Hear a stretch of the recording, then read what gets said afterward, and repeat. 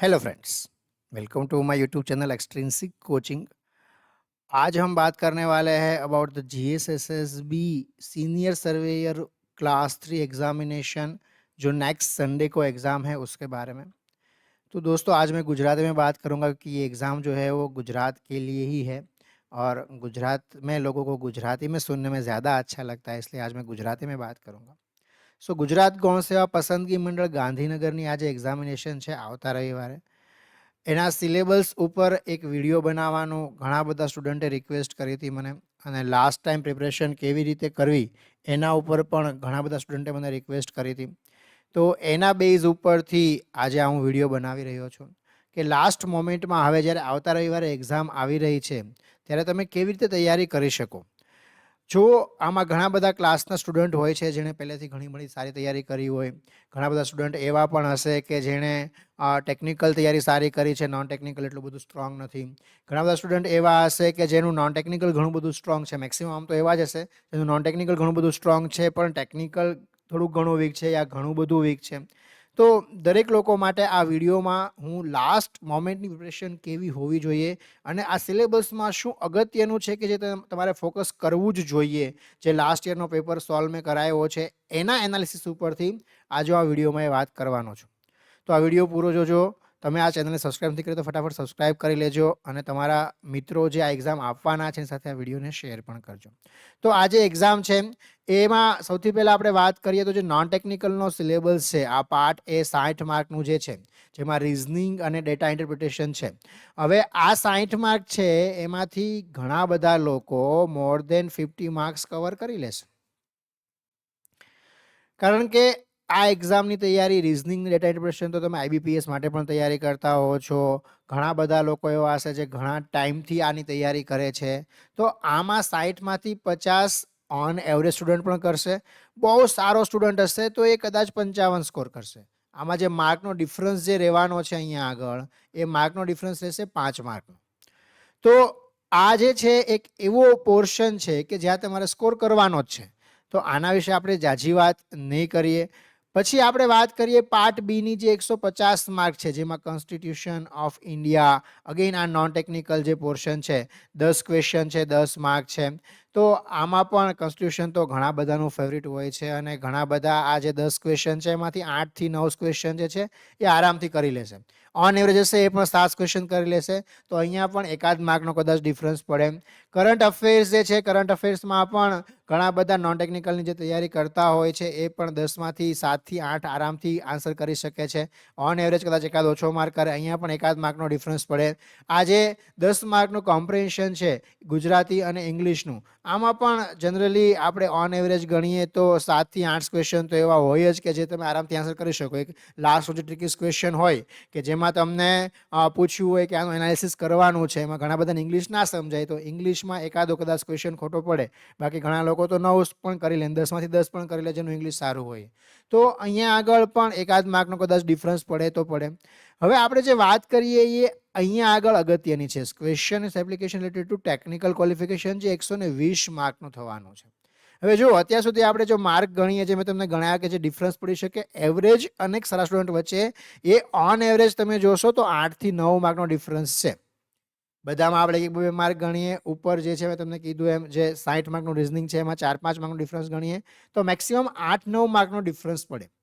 પણ આ જે પોર્શન છે 120 માર્કનો, સિલેક્શન આના ઉપર જ થાય. જ્યારે કોઈ પણ ટેકનિકલ એક્ઝામ હોય ત્યારે લોકો એવું વિચારતા હોય કે મારું નોન ટેકનિકલ તો ઘણું બધું સ્ટ્રોંગ છે, તો નોન ટેકનિકલ આપણે સારું કરી અને એના ઉપર આપણે ક્વોલિફાઈ થઈ જઈએ, ટેકનિકલ તો આમે કોઈ જ નથી આવડવાનું. એવું નથી દોસ્તો. જો અહીંયા આગળ તમે જુઓ તો 120 માર્કનું ટેકનિકલ છે. 120 માર્કના ટેકનિકલમાં તમે જુઓ તો તમારો જે 210 માર્કનો જે પેપર છે એમાંથી 120 માર્ક ટેકનિકલ એટલે 50% કરતાં પણ વધારે ટેકનિકલ પોર્શન છે. હવે પહેલો જે પોર્શન છે તમે બાકીનો ગણો તો જે 90 માર્કનો પોર્શન છે નોન ટેકનિકલનો, એમાં મેં તમને કીધું એમ ઓન એવરેજ સ્ટુડન્ટ જે હશે એ 81-82 માર્ક લઈ આવશે અને બહુ સારો હશે તો 85 માર્ક લઈ આવશે, અને બહુ એકદમ બહુ ઓછું આવડતું હશે એ પણ 75 થી 80 વચ્ચે તો લઈ આવશે જ લઈ આવશે. તો વધારેમાં વધારે 8 થી 10 માર્કનો ડિફરન્સ ત્યાં આગળ પડશે. પણ આ જે પોર્શન છે ટેકનિકલનો પોર્શન, આમાં મેક્સિમમ ડિફરન્સ પડે. હવે લાસ્ટ મોમેન્ટમાં સર અત્યાર સુધી અમે કંઈ કર્યું જ નથી, છેલ્લી મોમેન્ટમાં ટેકનિકલ શું કરવાનું, છેલ્લી મોમેન્ટમાં અમારે હવે અઠવાડિયામાં ટેકનિકલ શું કરી શકીએ. તો જુઓ, જનરલી હું બધી એક્ઝામમાં એવું કહેતો હોઉં છું, તમારા જૂના વિડીયો જોશો તો મેં એવું કીધેલું હશે કે લાસ્ટ મોમેન્ટ પ્રિપરેશન હંમેશા રિવિઝન કરવાનું હોય. છેલ્લા અઠવાડિયામાં નવું કાંઈ ન કરાય, છેલ્લા અઠવાડિયામાં રિવિઝન કરાય. પણ રિવિઝન તમે ત્યારે કરી શકો જ્યારે પહેલાં પ્રિપરેશન કરી હોય. પ્રિપરેશન કરી જ ના હોય તો રિવિઝન કેવી રીતે થાય, એ વાત પણ સાચી છે. તો જો અહીંયા આગળ સૌથી વધારે જો જૂના પેપરની વાત કરીએ તો સૌથી વધારે ક્વેશ્ચન સર્વેઇંગના પૂછેલા છે. જે અલગ અલગ ટાઈપના સર્વેઇંગ છે, કંપાસ સર્વે, ચેઇન સર્વે, પ્લેન ટેબલ સર્વે, એરિયા વોલ્યુમ, આ બધા ટાઈપના સર્વે છે. પર્ટિક્યુલરલી ચેઇન સર્વે, કંપાસ સર્વે અને પ્લેન ટેબલ સર્વે, આનો એક ક્વેશ્ચન તો પૂછે છે. તો આ સર્વેઇંગનો જે પોર્શન છે, સર્વેઇંગ ને એડવાન્સ સર્વેઇંગ, આ બંને પોર્શન એવા છે કે જે સૌથી વધારે ઇમ્પોર્ટન્ટ છે. એવું પણ બની શકે કે 120 ક્વેશ્ચનમાંથી 8 થી 10 ક્વેશ્ચન આ બે ટોપિક ઉપર જ હોય. કારણ કે આ જે તમારું જે પોસ્ટ છે એ સિનિયર સર્વેયરની પોસ્ટ છે. તો જનરલી જે એક્ઝામિનર જે પેપર સેટ કરવા માટે જે બેઠા છે એવું જ વિચારે કે આમાંથી આપણે વધારે સવાલ પૂછીએ, અને લાસ્ટ પેપરમાં પૂછેલા પણ છે, એટલા માટે હું કહું છું. તો આ બે ટોપિક જે છે એ સૌથી વધારે અગત્યના છે. એપ્લિકેશન જે છે સિવિલ એન્જિનિયરિંગની, આમાંથી પણ એકાદ ક્વેશ્ચન પૂછે છે. રિમોટ સેન્સિંગમાંથી પણ ક્વેશ્ચન ઘણી બધી વાર પૂછી લેતા હોય છે. આ તમારું TRDN સ્કેચિંગ છે, DBMS છે. જો હવે લાસ્ટ યરના પેપરની કમ્પેરિઝન કરીએ ને તો DBMSમાંથી બહુ ઓછા ક્વેશ્ચન પૂછેલા છે. મેં તમને લાસ્ટ યરના પેપરનું એનાલિસિસ લાસ્ટ વિડીયોમાં કરેલું છે, એમાં તમે જોજો અરાઉન્ડ IT અને આપણે ECનો સિલેબસ ગણીએ તો 25-50 માર્કનું મેક્સિમમ પૂછેલું છે. બાકીના જે 70 માર્ક છે એ સિવિલના જ પૂછેલા છે. તો આ જે પોર્શન છે તમારો સ્ટ્રોંગ છે, તો એકવાર રિવિઝન કરી લેવાનું. આમાંથી ઓછું પૂછે છે એટલે આ કાંઈ વાંચવાની જરૂર નથી, ઉપરથી જવા દઈએ એવું નહીં કરવાનું. IT વાળા છે તો તમને જે આવડે છે, જુઓ હવે ફોર એક્ઝામ્પલ આઈટીનો જે સિલેબસ છે, ફોર એક્ઝામ્પલ DBMS ને આ તમારો જે ડેટા સિસ્ટમ છે એમાંથી ફોર એક્ઝામ્પલ 25માંથી તમે 20 માર્ક પણ લઈ આવો તો એ ઘણો બધો સારો સ્કોર છે. તો હવે આ લાસ્ટ મોમેન્ટમાં એક સર્વેઇંગ તો મેં તમને પહેલાં પણ કીધું કરવાનું જ કરવાનું, તમે કર્યું હશે તો સર્વેઇંગનું રિવિઝન સરખી રીતે કરો. DBMS, operating system, computer network, web programming, આમાં જેટલા પણ ટોપિક લખ્યા છે ને આ બધા એક સબ્જેક્ટ છે. IoT application, system software, mobile computing, wireless communication, cloud computing, આ બધા જ આઈટીના એક સબ્જેક્ટ છે. આ સિલેબસનો ટોપિક નથી. તો આ સબ્જેક્ટ જો તમે નથી કર્યો તો તમે ન કરી શકો હવે. અને જે IT વાળા છે એને કર્યું છે તો આનું ફટાફટ ઉપરથી એકવાર રિવિઝન કરી લેવાનું. જે મોસ્ટ કોમન ક્વેશ્ચન પૂછતા હોય છે એ તમને મારી યુટ્યુબ ચેનલ ઉપર પણ મળી જશે, એ તમારે જોઈ લેવાના એકવાર. DBMS છે તો એમાં કી બેઝ પ્રાઇમરી કી છે, એના ઉપર મતલબ આ જે કી બેઝ ક્વેશ્ચન હોય છે પૂછતા હોય છે બેઝિકલી, તો એ જોઈ લેવાનો. ઓપરેટિંગ સિસ્ટમનો ક્વેશ્ચન તો તમને આમ કદાચ આવડી પણ જાય. કોમ્પ્યુટર નેટવર્ક તમારો ફેવરિટ હોય છે, એમાં તમને OSI લેયર જે છે એનાથી કયું લેયર કેના કામ માટે આવે ક્વેશ્ચન પૂછી લેતા હોય છે. તો આ બધું બેઝિક છે, એકવાર રિવિઝન કરી લેવાનું. ભલે આવડતું હોય તો પણ રિવિઝન કરીને જવાનું, રિવિઝન કર્યા વગર એક્ઝામમાં નહીં જવાનું. સિગ્નલ્સ એન્ડ સિસ્ટમ જે છે આ પણ જો હવે ICનો સિલેબસ છે. હવે ICના સિલેબસમાં પણ જો અહીંયા આગળ signal system, analog, antenna, fiber optic, satellite communication, digital signal processing, wireless communication, radar, navigation, આ બધા જ જે છે એક સબ્જેક્ટ છે. તો તમે દરેક સબ્જેક્ટ છે એ ડિટેલમાં તમે કોઈ દિવસ નથી કર્યા, ફોર એક્ઝામ્પલ સિવિલવાળા છો તો તમે કોઈ દિવસ નથી કર્યા, તો હવે તમે ના કરી શકો એ, અને કરાય પણ નહીં. જો કદાચ કરો તો તમે એક્ઝામમાં લખી પણ ન શકો. એટલે એનો કોઈ કરવાનો મતલબ નથી. તમે તમારી જે સ્ટ્રીમ છે એનું સ્ટ્રોંગ કરીને જાઓ. અત્યારે રિવિઝન તમારે કરવું છે તો પણ તમારી જે સ્ટ્રીમ છે, જે તમને આવડે છે એનું તમે રિવિઝન કરો. આમાંથી મોટાભાગના સબ્જેક્ટના જે 50 મોસ્ટ ઇમ્પોર્ટન્ટ ક્વેશ્ચન જે છે એ મેં મારી યુટ્યુબ ચેનલ પર મૂકેલા જ છે. તો એ તમે એકવાર જોઈ લ્યો, એ કરી લ્યો. એમાંથી મેક્સિમમ ચાન્સ છે. જો આમાં હું વારંવાર તમારા વિડીયો જોતા હશો, તમને ખબર હશે હું કહેતો હોઉં છું પીટાઈ ગયેલા ક્વેશ્ચન જે બધી એક્ઝામમાં પૂછતા હોય છે એ જ આમાં વધારે પૂછે. કારણ કે આવો જ્યારે સિલેબસ હોય ત્યારે આ બધો સિલેબસ બધાને ખબર છે, કોઈ કવર નથી કરી શકવાનો, એટલે ઉપરથી ક્વેશ્ચન આવે. બહુ બેઝિક ક્વેશ્ચન પૂછે છે, ડિટેલમાં પૂછતા પણ નથી. એટલે બહુ ડિટેલમાં આમાં જવાની જરૂર પણ નથી. અગેન જો આઈટીનો સિલેબસ છે, હવે અહીંયા આગળ આ કરંટ ટ્રેન્ડ્સ અને ડિટેલ એડવાન્સમેન્ટ જે છે આમાંથી 8 થી 10 ક્વેશ્ચન પૂછી લેતા હોય છે. તો આ પણ અગત્યનું છે. કરંટ ટ્રેન્ડ્સમાં શું આવે? કરંટ ટ્રેન્ડ્સમાં તમે જે IoT એપ્લિકેશન જોયું, ક્લાઉડ કમ્પ્યુટિંગ જોયું, આ જ બધું આવે. અને આમાંથી બહુ બધા ક્વેશ્ચન પૂછી લેતા હોય છે. હા, એટલે આ તમારે કરીને જવાનું. જેને ICT કહીએ આપણે, સિલેબસમાં તમે ICT સર્ચ કરશો ને તો આવશે. ICT કહેવાય આને. એના સિલેબસમાં જે આવે ને એ બધું આમાં પૂછી લેતા હોય છે. તો આ બધી જે ટોપિક છે, આ બધા ટોપિકમાંથી તમારે તમને આવડે એવું શું છે એનું રિવિઝન કરવાનું, નવું કાંઈ હવે કરવાનું નહીં. જો અહીંયા ક્લિયરલી લખેલું છે પાર્ટ એ છે ગુજરાતી ઇંગ્લિશમાં હશે અને પાર્ટ બી જે છે એ કઈ ભાષામાં હશે. ઘણા બધા પૂછતા હોય છે કે સર કઈ લેંગ્વેજમાં ક્વેશ્ચન આવશે, તો આ લોકોએ ખાસ નોંધ કરીને એ પણ આપી દીધું છે કે કઈ લેંગ્વેજમાં ક્વેશ્ચન આવશે. હવે જો અહીંયા આગળ સૌથી વધારે અગત્યની વાત એ છે કે આમાં 120 માંથી 70 થી 80 માર્ક જે કવર કરશે એ આગળ વધશે મિનિમમ.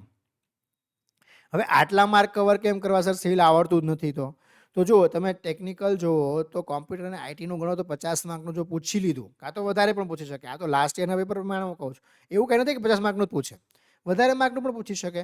તો વધારે માર્કનું પૂછી લીધું તો મેક્સિમમ ટ્રાય કરવાની કે એક પણ ક્વેશ્ચન એમાં ખોટો ના પડે. જો જ્યારે નેગેટિવ માર્કિંગવાળી એક્ઝામ તમે આવતા હો ત્યારે તુક્કા નહીં મારવાના.